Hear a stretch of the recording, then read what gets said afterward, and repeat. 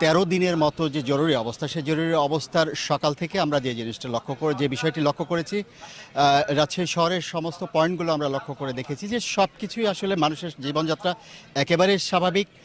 এখানে অফিস আদালত থেকে আরম্ভ করে ব্যবসা বাণিজ্য সমস্ত কিছু স্বাভাবিক আছে, যান চলাচল স্বাভাবিক আছে। শুধুমাত্র শিক্ষা প্রতিষ্ঠান আর যোগাযোগের ক্ষেত্রে রেল ছাড়া আসলে সব কিছুই আমরা বন্ধ পেয়েছি। আমরা কথা বলেছিলাম রাজশাহী যিনি অ্যাডিশনাল ডিআইজি, তার সঙ্গে কথা বলেছিলাম। তিনি আমাদেরকে জানিয়েছেন যে এই পর্যন্ত আসলে রাজশাহী বিভাগে মোট 67টি মামলা হয়েছে, তার 12 শতাধিক আসলে আসামি এখন পর্যন্ত তারা গ্রেপ্তার করতে পেরেছেন।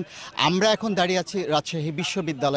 সেখানে আমি একটা জিনিস আপনাদেরকে জানিয়ে রাখতে চাই যে রাজশাহী বিশ্ববিদ্যালয়ে গতকাল আমরা দেখেছি যে নিপীড়িত ছাত্র সমাজের বিরুদ্ধে বা নিপীড়ন বিরোধী যে শিক্ষক বৃন্দ গতকাল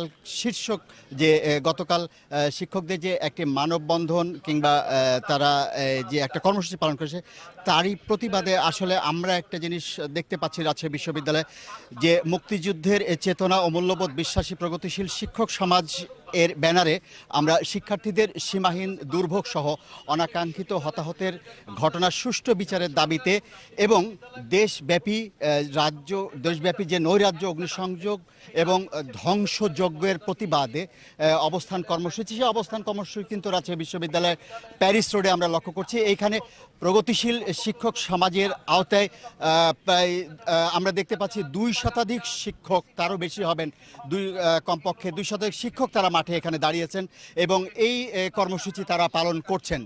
তো আমরা এই বিষয়গুলো আসলে লক্ষ্য করছি যে আসলে অনেকটা সময় আমরা দেখতে পাচ্ছি যে দুই পক্ষই আসলে, একদিকে জামাত বিএনপি শিক্ষকরা তারা কিন্তু যে কর্মসূচি পালন করছেন, পাশাপাশি প্রগতিশীল অর্থাৎ আওয়ামী লীগ সমর্থিত প্রগতিশীল শিক্ষক সমাজও কিন্তু একই পাল্টাপাল্টি আসলে কর্মসূচি পালন করছেন। তো রাজশাহী থেকে আমার কাছে 13 দিন অর্থাৎ 13 দিনের জরুরি অবস্থার যে সর্বশেষ পরিস্থিতি ছিল আমার কাছে রাজশাহী বিশ্ববিদ্যালয়।